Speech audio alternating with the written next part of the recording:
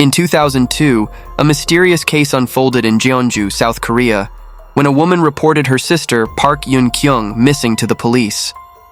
What made the case particularly intriguing was that before her disappearance, Park had left a cryptic message suggesting she was abandoning her current life to go somewhere far away where no one could find her.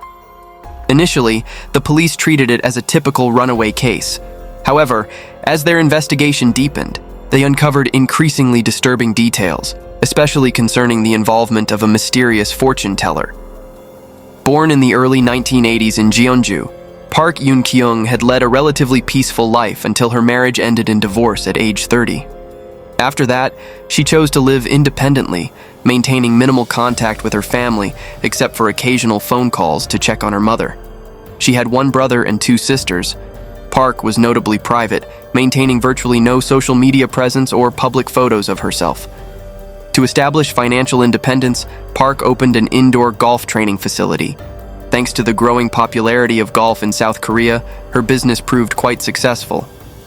While not wealthy, the income from her golf facility allowed her to maintain a comfortable upper-middle-class lifestyle. Despite her failed marriage, Park hadn't given up hope of finding new happiness. Fate seemed to intervene when Jin Su-hee, a man born in 1979, entered her life. Their relationship began naturally when Jin became a regular customer at Park's golf facility. Through frequent golf sessions, they gradually started talking and eventually began going out for meals and coffee together. Jin made no secret of his special interest in Park. However, contrary to his enthusiasm, Park remained rather indifferent. She sensed that Jin wasn't her type and rejected his romantic advances. Yet her rejection didn't discourage Jin, who continued pursuing her persistently despite their ambiguous relationship status. One day, while busy at her golf facility, Park received a strange text message from an unknown number. It read, "Your mother's illness isn't in her lungs, but in her liver. Remember to tell her to seek treatment at a different hospital. I have prayed for her, and you should light incense at home. When I arrive in Pohang, I'll message you." Though she didn't know the sender, Park could guess from the message's content that the intended recipient's mother was seriously ill. Thinking it was simply a wrong number, she politely replied, "I believe you have the wrong number." The stranger quickly responded with a friendly tone, "Oh, I'm sorry. Thank you for letting me know. You must be a kind person. Good fortune will surely come your way." After reading these messages, Park became curious about how the stranger knew she was a woman. Intrigued, she asked, "How did you know I'm a woman?" The response she received was unexpected. "I'm a fortune teller who helps people through divination and prayers. Through my readings, I can see that you're a kind-hearted woman. If you ever need help with anything, just let me know. I'll assist you free of charge." In Korean culture, consulting fortune tellers is a common practice, particularly popular among women. Therefore, it's understandable that Park felt fortunate to have seemingly stumbled upon a benevolent fortune teller through this chance text exchange. It appeared to be a serendipitous encounter. Without hesitation, Park shared her name and birth date with the fortune teller. Soon after, she received a response. "Your path in love has not been smooth. You've experienced one failed marriage. Currently, someone is pursuing you, but you remain hesitant. Let me tell you this, don't hesitate anymore. Accept his feelings. He will bring you good fortune." What astonished Park was that the fortune teller accurately described the physical appearance of her pursuer, a man who matched Jin's description perfectly. To further test this mysterious fortune teller's abilities, Park asked several more questions. Once again, she was amazed by the precision of each answer. These experiences gradually led Park to place complete trust in the fortune teller, and consequently, she began opening her heart to Jin. Events unfolded exactly as the fortune teller had predicted. Park and Jin's relationship developed rapidly, and soon she decided to move in with him. Life seemed to be moving in a positive direction until tragedy struck. Park's mother passed away in November 2021. During the somber atmosphere of the funeral, there was an emotional moment when Park reunited with her brother and two sisters after 7 years apart. The four siblings embraced, tears flowing, as past misunderstandings and resentment seemed to dissolve in this sacred moment of reunion. Their family bonds grew stronger than ever before. Throughout this time, Jin remained by Park's side, helping with all the funeral arrangements. He presented himself as a thoughtful, considerate man and quickly won the approval of Park's entire family. Jin introduced himself as the owner of a successful tattoo parlor with a comfortable financial status. He consistently demonstrated love and special attention toward Park, earning endless praise from everyone around them. To Park's three siblings, Jin seemed like the ideal brother-in-law, kind, genuine, and approachable. Step by step, Jin became an indispensable part of the Park family, frequently visiting and naturally blending in as a family member. Park often brought him to visit her father and attend family gatherings. Though they weren't officially married, in the minds of her three sisters, Jin was already their brother-in-law. To everyone around them, Park and Jin appeared to be the perfect couple. Jin's presence brought a fresh energy and happiness to the entire family. However, family members began noticing unusual changes in Park. She suddenly decided to undergo plastic surgery to create dimples in her cheeks and got numerous tattoos, actions completely contrary to her traditional nature. Previously known for her conservative lifestyle, these bold changes surprised everyone. Though concerned, no one dared to question Park directly. They simply assumed these changes were influenced by Jin's profession as a tattoo artist. The family's happiness seemed destined to last forever, but fate had other plans. Just 6 months later, an unexpected tragedy struck, plunging the family into crisis. In May 2022, Jin suddenly approached Park's two sisters with a grief-stricken face. Through tears, he made a shocking accusation. "Your sister has been unfaithful. She's taken $3.2 million of my money and disappeared. I don't know where she is. Please help me find her." The two sisters were stunned by this devastating news. They broke down crying, repeatedly apologizing to Jin and begging for his forgiveness for their sister's actions. They promised to help search for her. However, what they hadn't told Jin was that a few days earlier, the second sister had received a mysterious text from Park. In the message, their sister revealed her plan to flee with Jin's money.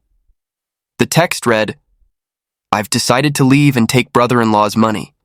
I'm going somewhere far away where no one can find me. I want you to come with me."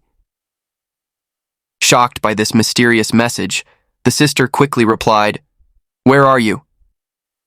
"Everyone's looking for you." Park's response was brief.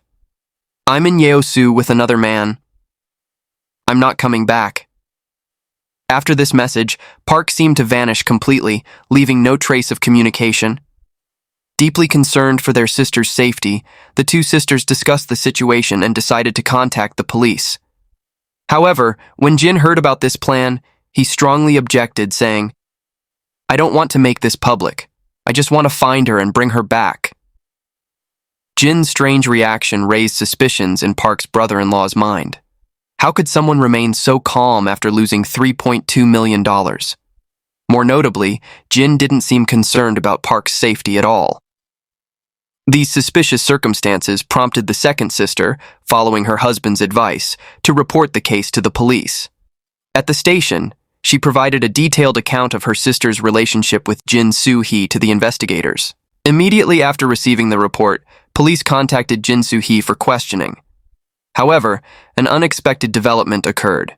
When asked to present identification, Jin provided false information. This action immediately raised red flags among the investigation team. They couldn't help but wonder, why would someone seeking to recover such a large sum of money need to hide his true identity? What was Jin trying to conceal? As the investigation deepened, police uncovered more suspicious details. Background checks revealed that Jin Su-hee had a criminal record. This truth stood in stark contrast to the image of the kind, moral man he had carefully cultivated in the eyes of Park's family. With mounting suspicions, police quickly obtained a warrant to search Jin's home and car. The search yielded a crucial discovery. Park's phone was found in Jin's house. Faced with this undeniable evidence, Jin had no choice but to confess his horrific crime. According to his confession, a few days earlier during an argument with Park, Jin had lost control of his anger and strangled her until she stopped breathing. After the murder, he had stuffed her body into a suitcase and hidden it in an abandoned house in the suburbs. To misdirect the investigation, Jin had cleverly used the victim's phone to send messages to her family, creating a false narrative about Park stealing money and running away with a lover. The truth revealed the elaborate scheme Jin had meticulously planned, transforming a brutal murder into a story of infidelity and theft. Following Jin's directions, police finally discovered Park's body. The revelation dealt a devastating blow to the Park family. They couldn't believe that the man they had welcomed as their gentle, kind brother-in-law was actually a cold-blooded murderer who had ruthlessly killed their beloved sister. In their profound grief, the family demanded that police pursue the harshest possible legal consequences against Jin. As the investigation expanded, police uncovered another significant detail. Park had maintained regular contact with a mysterious fortune teller for several years. Notably, this same fortune teller had influenced major decisions in Park's life, encouraging her relationship with Jin, suggesting plastic surgery, and recommending tattoos. The fortune teller had even specified exact times and locations for Park to meet with Jin. While fortune telling is common in South Korea, this level of involvement raised serious concerns. In June 2022, just as police were finalizing the case file for the prosecutor's office, a startling new witness emerged. Kim Soo-young, a successful 40-year-old businesswoman with circumstances similar to Park's, came forward. Like Park, Kim had divorced at 30 and was living independently. Kim's decision to contact police came after watching a news report about Jin's case. She was shocked to recognize the murderer as the man she had dated 4 years earlier. Unable to believe that someone she had known could be capable of murder, Kim rushed to the police station to verify the information. When the truth was confirmed, Kim decided to share her own story, one that bore striking similarities to Park's experience. 6 years earlier, while Kim was focusing on her career, both she and Jin were single and began meeting regularly. However, before their relationship started, Kim had received a mysterious text from an unknown number, following the exact same pattern as Park's experience. Thinking it was a wrong number, Kim had politely replied, just as Park had done. She received the same kind of friendly response, followed by an introduction from someone claiming to be a fortune teller who offered free assistance. From this chance conversation, they began regular text exchanges, a scenario eerily similar to how Park had been lured into the trap. Following the fortune teller's advice, Kim had opened her heart to Jin. During their time together, she felt incredibly happy and believed she had found her soulmate. Her feelings grew so deep that she began considering marriage. She regularly shared her joy with the fortune teller, whom she trusted and frequently consulted for advice during difficult times. However, their seemingly perfect romance took a bizarre turn. During one of their outings, Jin suddenly doubled over, clutching his stomach, his face contorted in pain. Witnessing this, Kim panicked. Upon returning home, she frantically messaged the fortune teller about the incident, seeking guidance. The fortune teller's response was shocking. Kim must break up with Jin immediately, or she would lose her life. Despite this warning, Kim's deep love for Jin prevented her from ending the relationship. Each time they met, Jin would repeat this performance of pain, causing Kim increasing anxiety. Then one day, like a leaf in the wind, Jin vanished without a word of goodbye. No one had heard from him since. After Jin's disappearance, Kim had desperately searched for him by every possible means. She even reached out to the fortune teller for help but received a cold response. "Your fate with him is over. Stop looking for him." For 4 long years, Jin's memory had lingered in Kim's mind. That's why she was especially shocked to discover that the man she had once loved was actually a brutal murderer. In Kim's memory, Jin had been gentle and kind, an image completely contradicting the cold-blooded killer in the news. Notably, Kim's impression of Jin matched perfectly with how Park's family had viewed him. These details revealed Jin Su-hee as an extremely cunning individual, who had masterfully crafted a perfect facade to deceive those around him. Police investigation further revealed that both Park and Kim had been in contact with the same fortune teller, the one who had encouraged both women to date Jin. This discovery intensified police suspicions and led them to focus more closely on the mysterious fortune teller's identity. During the investigation, an unexpected lead emerged from the prison where Jin was being held. A woman surnamed Yeon had visited him and provided him with $8,000 for personal expenses. Police quickly identified this woman, who confessed to being Jin's lover for several years, though they had no plans for marriage. Like the others, she claimed a fortune teller had predicted she would find good fortune by dating Jin. Indeed, her business had flourished during their relationship, making her wealthy enough to lease a luxury car worth $2,500 monthly for Jin's use. Police discovered that Ms. Yeon bore a striking resemblance to Park, the murder victim. This was no coincidence, as she too had undergone plastic surgery at the fortune teller's suggestion. By now, police had identified 3 victims with intertwining stories, all connected to a single fortune teller. The critical question remained: who was really behind the fortune teller's mask? In their effort to uncover the truth, police approached Kim for the fortune teller's address. However, Kim could only shake her head. She explained that she had never visited the fortune teller's home, as he had warned it would bring bad luck. The mystery surrounding this figure only strengthened investigators' determination to uncover his true identity. The investigation took a dramatic turn when Park's family provided crucial new information. Park's third sister came forward to the police with a disturbing account.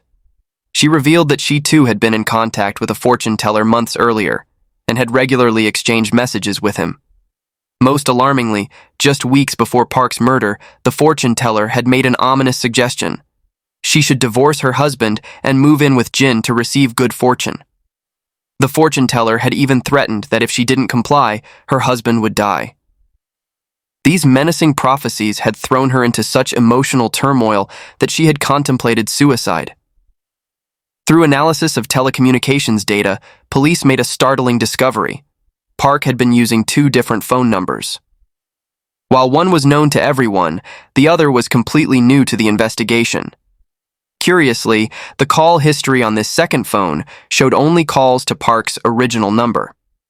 This finding prompted police to conduct a second thorough search of both Park and Jin's residence and vehicles.